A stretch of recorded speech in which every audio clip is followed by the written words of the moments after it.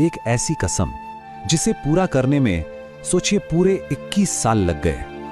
ये कहानी उसी इंतजार की है, उस जुनून की और उस इंतकाम की जो जलियांवाला बाग की खून से रंगीन मिट्टी से पैदा हुआ था।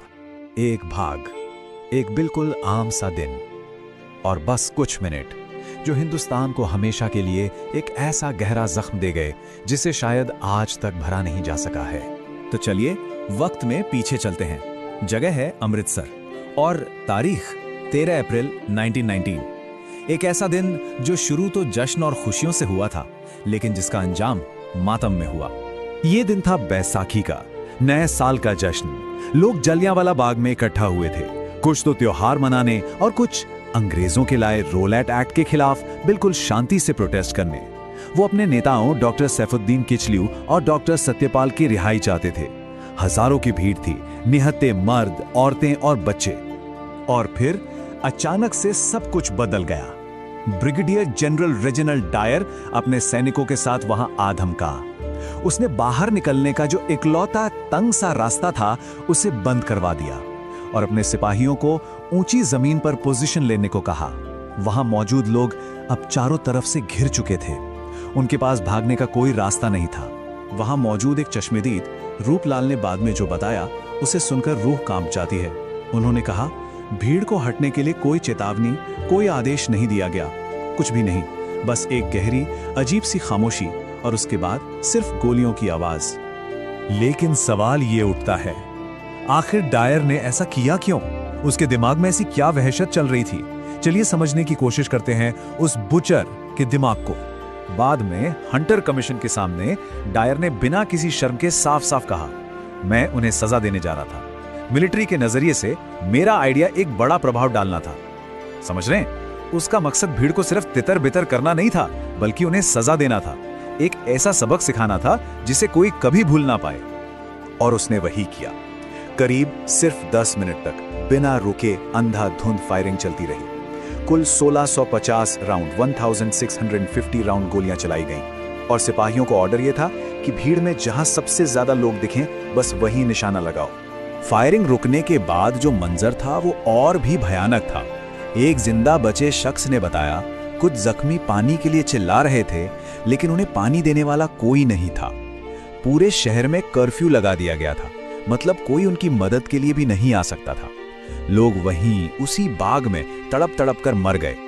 लेकिन जनरल डायर तो सिर्फ एक मोहरा था। असली मास्टरमाइंड, असली गुनहगार कोई और था।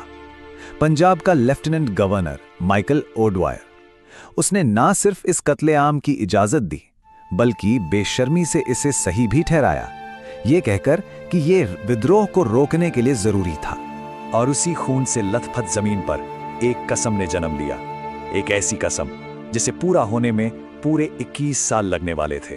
कहते हैं कि उसी दिन एक नौजवान ने जलियांवाला बाग की खून से सनी हुई मिट्टी को अपने हाथों में उठाया और एक ऐसी कसम खाई जिसने आने वाले वक्त में इतिहास बदल दिया। वो नौजवान था उधम सिंह, उस कत्लेआम में जिंदा बच गए लोगों में से एक। लेकिन यह सफर बिल्कुल आसान नहीं था, बहुत लंबा और मुश्किल था। 1919 के बाद उधम सिंह अमेरिका गए, गदर पार्टी से जुड़े। 1924 में जब वो हथियारों के साथ भारत लौटे तो उन्हें गिरफ्तार कर लिया गया। फिर 1931 में जेल से रिहा होने के बाद भी पुलिस उन पर हमेशा नजर रखती थी। लेकिन 1934 में वो पुलिस को चकमा देकर लंदन पहुंच गए, सीधे ब्रिटिश एम्पायर के दिल में अपने शिकार का इंतजार करने।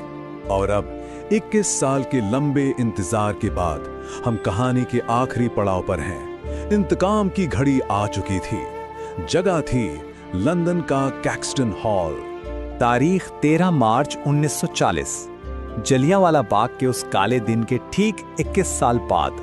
और निशाने पर था सर माइकल ओडवायर, वही आदमी जिसने उस भयानक कत्लेआम को बिल्कुल सही ठहराया था। उधम सिंह ने बड़ी ही चालाकी से एक रिवॉल्वर को एक किताब के अंदर खोखला करके छिपा रखा था। वो चुपचाप ऑडियंस में बैठे थे, बिल्कुल खामोश, बस सही वक्त का इंतजार कर रहे थे। जैसे ही ओडवायर स्टेज पर आया, उधम सिंह ने गोलियां चला दी। उन्होंने भागने की जरा भी कोशिश नहीं की। गिरफ्तारी के वक्त उन्होंने कहा, मैंने ये इसलिए किया क्योंकि मुझे उससे नफरत थी। वो इसके लायक था। पूरे 21 साल से मैं बदला लेने की कोशिश कर रहा था। मैं खुश हूं कि मैंने अपना काम पूरा कर दिया। उधम सिंह ने अपना बदला तो ले लिया था, लेकिन दुनिया की नजरों में वो क्या थे? एक शहीद या फिर एक कातिल? चलिए उनकी इस विरासत को भी समझते हैं। इस घटना पर लोगों की सोच बिल्कुल बटी हुई थी। एक तरफ महात्मा गांधी थे, जिन्होंने इसे राजनीतिक पागलपन का काम कहा। वहीं दूसरी तरफ हिंदुस्तान सोशलिस्ट रिपब्लिकन आर्मी और पंजाब कांग्रेस ने उनकी तारीफ की। उन्होंने कहा कि ये दबाए गए लोगों के दबे हुए गुस्से का प्रदर्शन है। अदालत में उधम सिंह बिल्कुल नहीं डरे, बल्कि उन्होंने गर्व से कहा, मुझे अपनी मातृभूमि को आजाद कराने के लिए मरने पर गर्व है और मुझे उम्मीद है कि जब मैं चला जाऊंगा तो मेरी जगह हजारों देशवासी तुम गंदे कुत्तों को यहां से बाहर निकालने के लिए आएंगे। उनके शब्दों में पछतावा बिल्कुल नहीं था, सिर्फ जुनून था। 31 जुलाई 1940 को उन्हें लंदन की पेंटनवेल जेल में फांसी दे दी गई। लेकिन उनकी कहानी वहां खत्म नहीं हुई।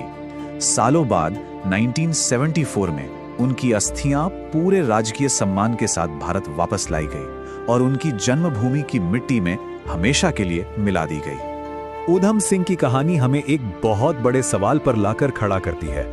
क्या न्याय के लिए हिंसा जरूरी है? क्या बदला लेने से सच में जख्म भर जाते हैं या शांति से भी जीता जा सकता है? इस पर सोचना जरूरी है।